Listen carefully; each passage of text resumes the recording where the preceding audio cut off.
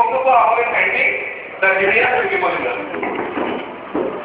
Programme তো ভালোই চলছে।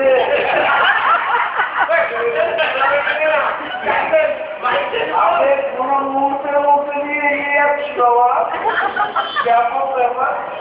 এটা হোক, তবে সব থেকে বেশি মিস করছি আমি এর বাবু, কারণ এই প্রোগ্রামটা মেন ওটা যদি করি তবে পাবো তো পাপু আজকে